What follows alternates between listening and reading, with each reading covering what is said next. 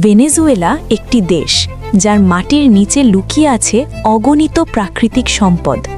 তেল, গ্যাস, স্বর্ণ সবই আছে এই ভূখণ্ডে। কিন্তু প্রশ্ন হলো, এই সম্পদই কি হয়ে উঠেছে অভিশাপ? কেন বারবার এই দেশটি বিশ্ব রাজনীতির আগুনে পুড়ছে? কেন একটি স্বাধীন রাষ্ট্র বারবার পরিণত হচ্ছে পরাশক্তির লড়াইয়ের ময়দানে? ডোনাল্ড ট্রাম্প কেন ভেনেজুয়েলাকে টার্গেট করলেন? এটি কি সত্যিই গণতন্ত্র রক্ষার যুদ্ধ, নাকি ক্ষমতা, আধিপত্য আর সম্পদের নিষ্ঠুর লড়াই? দক্ষিণ আমেরিকার উত্তরে অবস্থিত ভেনেজুয়েলা, একদিকে ক্যারিবিয়ান সাগর, অন্যদিকে বিশাল ভূখণ্ড। ভৌগোলিকভাবে দেশটি ছোট মনে হলেও কৌশলগত দিক থেকে এটি অত্যন্ত গুরুত্বপূর্ণ। এটি যুক্তরাষ্ট্রের খুব কাছেই অবস্থিত, যা ওয়াশিংটনের জন্য সবসময়ই এক বড় চিন্তার বিষয়। ভেনেজুয়েলার সবচেয়ে বড় শক্তি তেল। এই দেশটির কাছে রয়েছে বিশ্বের সবচেয়ে বড় প্রমাণিত তেল রিজার্ভ। এই তেল শুধু জ্বালানি নয়, এটি ক্ষমতা, রাজনীতি আর বৈশ্বিক প্রভাবের প্রতীক। আর যেখানে তেল আছে সেখানে পরাশক্তির চোখ পড়বেই। ২০০০ সালের শুরুর দিকে ক্ষমতায় আসেন হুগো চাভেজ। তিনি ছিলেন সমাজতান্ত্রিক আদর্শে বিশ্বাসী এক নেতা। তিনি সরাসরি আমেরিকার আধিপত্যকে চ্যালেঞ্জ করেন, তেল শিল্পকে রাষ্ট্রীয় নিয়ন্ত্রণে আনেন।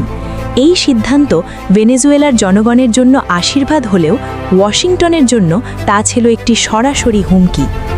চাভেজের মৃত্যুর পর ক্ষমতায় আসেন নিকোলাস মাদুরো, একজন বাস চালক থেকে রাষ্ট্রপতি। এই রূপান্তর ভেনেজুয়েলার ইতিহাসে ছিল বড় এক অধ্যায়। কিন্তু তার শাসনামলেই শুরু হয় ভয়াবহ অর্থনৈতিক পতন। রাষ্ট্রীয় ব্যবস্থাপনার দুর্বলতা, দুর্নীতি আর রাজনৈতিক অদক্ষতা দেশটির ভিত নুড়িয়ে দেয়। তেলের দাম পড়ে যায়। যে তেল একসময় ভেনেজুয়েলাকে সমৃদ্ধ করেছিল, সেই তেলই এখন হয়ে ওঠে সংকটের প্রতীক।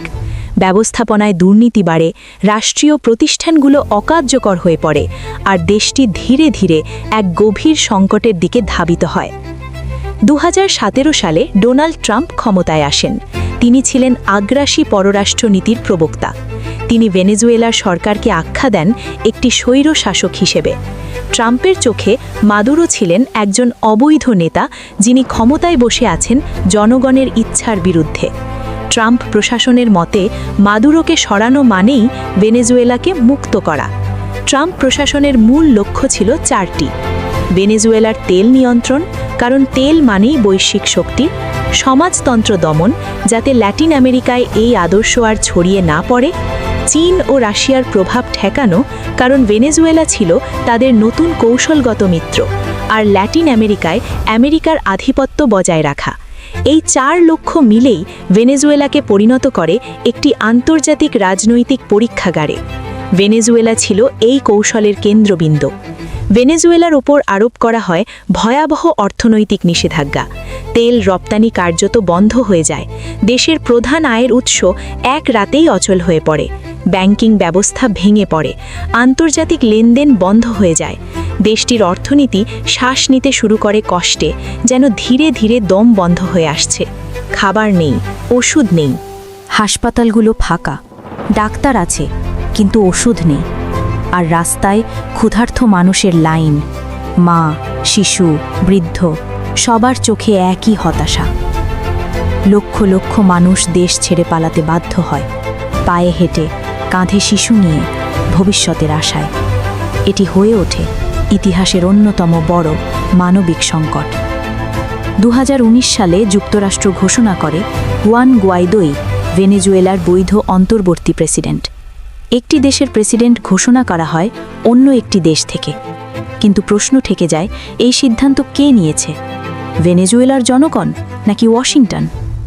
সবাই ভেবেছিল সেনাবাহিনী বিদ্রোহ করবে, ক্ষমতার ভারসাম্য বদলে যাবে। কিন্তু তা হয়নি। সেনাবাহিনী মাদুরোর পাশেই দাঁড়ায়। রাষ্ট্র ক্ষমতার মূল স্তম্ভ অটুট থাকে। অভ্যুত্থান ব্যর্থ হয়। ভেঙে পড়ে ট্রাম্প প্রশাসনের বড় এক পরিকল্পনা। ২০২০ সালে আলোচনায় আসে অপারেশন গিডিয়ান। ভাড়াটে সৈন্য দিয়ে মাদুরোকে অপসারণের অভিযোগ ওঠে। সমুদ্রপথে অনুপ্রবেশ, গোপন অভিযান, সব মিলিয়ে এটি যেন এক সিনেমার গল্প। কিন্তু এটি ছিল বাস্তব। এই ঘটনা বিশ্ব রাজনীতিকে নাড়িয়ে দেয়। ডোনাল্ড ট্রাম্প এই অভিযানের সঙ্গে সরাসরি সম্পৃক্ততার কথা অস্বীকার করেন।